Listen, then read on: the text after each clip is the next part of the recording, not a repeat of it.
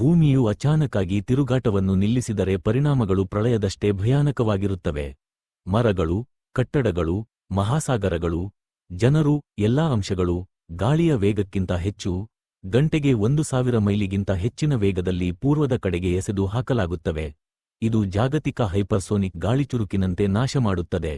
ಭಾರೀ ಸುನಾಮಿಗಳು ಖಂಡಾಂತರಗಳನ್ನೇ ಮುಚ್ಚಿಹಾಕುತ್ತವೆ. ಕರಾವಳಿ ಪ್ರದೇಶಗಳನ್ನು ಸಂಪೂರ್ಣವಾಗಿ ಅಳಿಸಿಹಾಕುತ್ತವೆ. ಭೂಮಿಯ ತಿರುಗಾಟವಿಲ್ಲದೆ ಹಗಲು ರಾತ್ರಿಗಳು 6 ತಿಂಗಳ ಗಾತ್ರದವಾಗುತ್ತವೆ. ಒಂದು ಭಾಗ ಬಿಸಿಯಿಂದ ಬೂದಿಯಾಗುತ್ತದೆ, ಮತ್ತೊಂದು ಭಾಗ ಕತ್ತಲೆಯಲ್ಲಿ ಹಿಮದಿಂದ ಮುಚ್ಚಲ್ಪಡುತ್ತದೆ. ಭೂಮಿಯ ಆಕಾರವು ಸಮಭಾಜಕದ ಬಳಿ ಬುಗುಳಾಗಿ ಇರುವುದರಿಂದ ಗೋಳಾಕಾರವಾಗಿ ಮಾರ್ಪಡುತ್ತದೆ. ಇದು ಸಮುದ್ರಗಳನ್ನು ಧ್ರುವಗಳತ್ತ ಸೆಳೆಯುತ್ತದೆ ಮತ್ತು ಉತ್ತರ-ದಕ್ಷಿಣ ಭಾಗಗಳನ್ನು ಜಲಾವೃತಗೊಳಿಸುತ್ತದೆ. ಭೂಮಿಯ ತಿರುಗಾಟದಿಂದ ಉಂಟಾಗುವ ಚುಂಬಕೀಯ ಕ್ಷೇತ್ರವು ನಾಶವಾಗಬಹುದು. ಇದು ಸೂರ್ಯನ ಘಾತಕ ಕಿರಣಗಳಿಗೆ ನಮ್ಮನ್ನು ಬಹಿರಂಗಗೊಳಿಸುತ್ತದೆ. ಹೆಚ್ಚಿನ ಜೀವಿಗಳು ನಾಶವಾಗುತ್ತವೆ ಅಥವಾ ಸಮುದ್ರದ ಆಳಗಳಲ್ಲಿ ಅಥವಾ ಭೂಗರ್ಭದಲ್ಲಿ ಬದಲಾಗುತ್ತದೆ. ನಾವಿದ್ದ ನಾಗರಿಕತೆ ಸಂಪೂರ್ಣವಾಗಿ ಕುಸಿಯುತ್ತದೆ.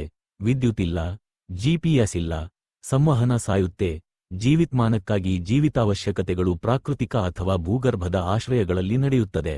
ಭೂಮಿ ಹೊಸ ತಿರುಗಾಟದ ರೀತಿಯನ್ನು ಆರಂಭಿಸಬಹುದು. ಇದು ಋತುಚಕ್ರ ಮತ್ತು ಹವಾಮಾನವನ್ನು ಅಸ್ಥಿರಗೊಳಿಸುತ್ತದೆ.